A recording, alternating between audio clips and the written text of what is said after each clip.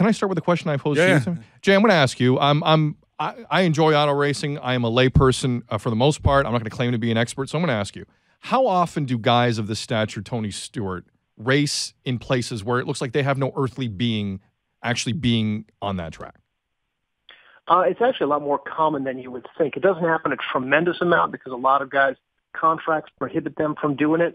But guys like Casey Kane, Kevin Harvick will pop back for a race or two a year. Stewart is the one that does it more than anybody else. But I know that to the layperson, it seems like LeBron James going and playing in a church league or something like that. But this is something that has a long tradition, and these guys do it to kind of prop up the grassroots of racing and to get attendance out there, because obviously everyone's going to want to see a real live NASCAR star running on the track right there with them.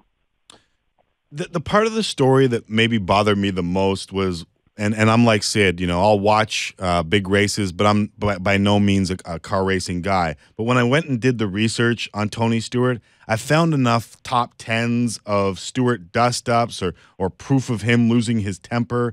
Is that the reputation that's going to be really tough to overcome as this investigation moves forward? Yeah, I mean, there is precedent here, and not to necessarily say that he's guilty of anything, but he has a history of having on-track incidents with people. That said, it's a long way to go from bumping somebody in another car to hitting somebody who's standing there on the track. Right. And I was going to say bystander, but he actually was anything but a bystander. But it's a long way to go from that. I mean, but Stewart does have this history. And if this ends up in a courtroom, which it very well could from a civil perspective, you can bet that will be brought into evidence. Jay Busbee of Yahoo here on Tim and Sid. Jay, in terms of the track in question in New York on Saturday night, what's the lighting like? How difficult is it to navigate? What are some of the things about this area which may turn into a crime scene that people need to know in defense of both of these individuals involved? Yeah, you got to understand a lot of different things about this. I mean, first and foremost, the track is dark in the turn two, in the far turn. It's not great lighting. Kevin Ward Jr. was wearing a black fire suit, which adds to it. The visibility out of these cars is not great. It's not like a huge windshield. And the most important thing is the way that these cars handle. Typical NASCAR car, typical car that you or I drive. When you make a turn, the car turns with you, and it turns in an understandable and predictable sort of curve. When you make a turn with one of these Sprint lowercase s cars, there's a big fin on top, and they turn on dirt, and they slew sideways. So the back right tire, if you're making a left turn, kicks out wider than it would on a normal car. So that if somebody's standing right next to the car, they could very well get hit, and that's apparently what's happened here. So there are a lot of contributing factors. It's not as simple as Tony Stewart gunning the engine and going and running this kid down. I mean, I think that's the farthest thing possible from what happened here. So, yeah, the speculation that runs that direction is just absurd. Jay Busbee from the Marbles is his Yahoo Sports page on Auto Sports. And I guess that's what it goes, right? Because the speculation became, is there some sort of criminal intent in what he did? And from what I've read, and maybe you can tell me something different from what you've been able to procure, this would be incredibly hard to prove in any way, shape, or form. Yeah, there's so much. I mean, you don't want to get into a blame the victim situation, but right from the start, the kid should not have been on the racetrack at this point. I mean, there's just no two ways about that, and it's unfortunate that it happened, and he did not deserve to pay for this with his life. But that's not a place where you go. There's a long tradition of that in racing, of guys getting out on the track and pouring into the car. Stewart's done it himself. He's thrown his helmet at Matt Kenseth a couple of years ago while Kenseth was driving past, but that doesn't excuse it. There are so many questionable parts, and actually I have Twitter open now, and I see a few people saying that it looks like he hit the gas. He has to hit the gas in these kind of cars because they don't turn unless you've got the throttle going. It's a lot tougher to turn them than it is a normal car that's coasting around. So there's a lot more to it that people need to understand before passing sweeping judgment. But as you saw on Twitter, that having a lack of knowledge never stopped anybody from being absolutely certain of what happened. Right. Jay, how are his colleagues reacting to it? Like, this is not a guy who's the most liked guy in NASCAR. Obviously, that's no secret to anybody. What are the other drivers saying about this incident?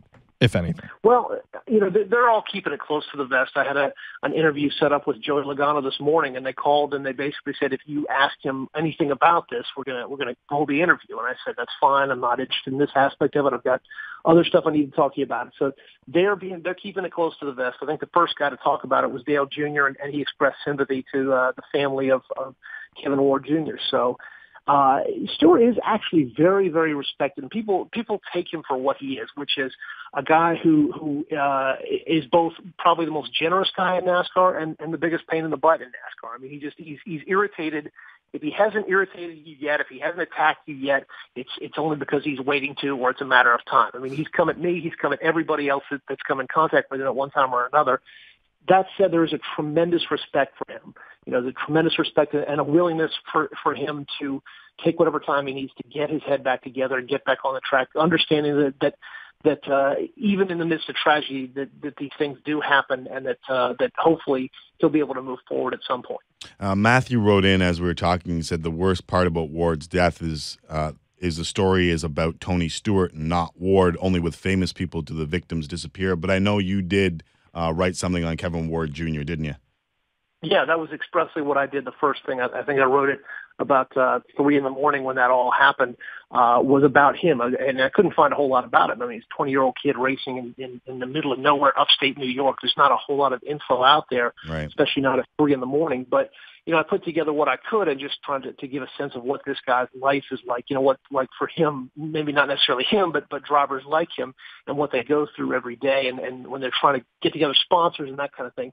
And yeah, I mean, it's absolutely true that the story is Tony Stewart, and this kid is kind of an afterthought in the sense that he's just kind of the precipitating event. But that was expressly what I wanted to do, was get something out there about him before he got completely swept under the rug.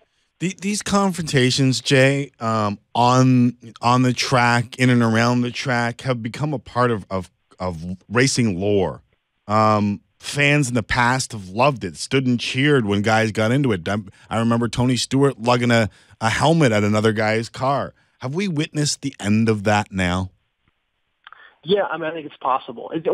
This goes back to, this is one of the many things about NASCAR and about racing that's different from football, from hockey, from other sports that have been institutionalized in the sense that they've become very regimented. NASCAR has a very, very close connection to its roots, to its historic roots, which are built on this kind of, just being a badass and standing up for yourself and not necessarily worrying about what's right or what's a matter of proper decorum. That said, there's being brave and there's being tough, and then there's being stupid and getting in the middle of a racetrack with cars that are several tons in weight and going, 3-figure speeds. That crosses the line into being stupid. And I would be very surprised if we don't see something to curtail this. You get out of the car, walk on a track, boom, you're suspended for a race, something like that. I'd be very surprised if we don't see something like that come down the pike. Jay, off the front, Tim updated the legal aspect of the story in terms of no charges pending, but investigation is still going on. Have you seen anything on Twitter in the last 10 minutes to suggest otherwise? No. What's the latest, depending on what you're seeing? Yeah, at the moment, it's all – there's still an investigation going on, but there's no indication that it's criminal. It's just the indication is just that it's a tragic accident. The police are still soliciting video from anybody that was at the track. So if somebody happened to be in a different position than the one that we've seen, and sees Stewart's wheels turning straight, up the track or something like that, obviously that would have a different connotation. But at the moment, there's enough evidence to suggest that, based on what people know about how these cars really work, based on what the situation was, based on the amount of time that Stewart had to react, based on where Kevin Ward Jr. was on the track and what he was doing, that this is just a tragic accident. Thanks, Jay. I learned a lot in this conversation. Appreciate it. Good. That's something different for us, isn't it? Yeah, it is. Far departure for this show, Jay. I'll tell you that right now. Exactly. I appreciate it, guys. Take care, We'll bud. have you back soon when we don't have to talk about something like this. Yeah. Sounds good. Y'all take care. All right, there's Jay Busbee. Follow him on Twitter, at Jay Busbee.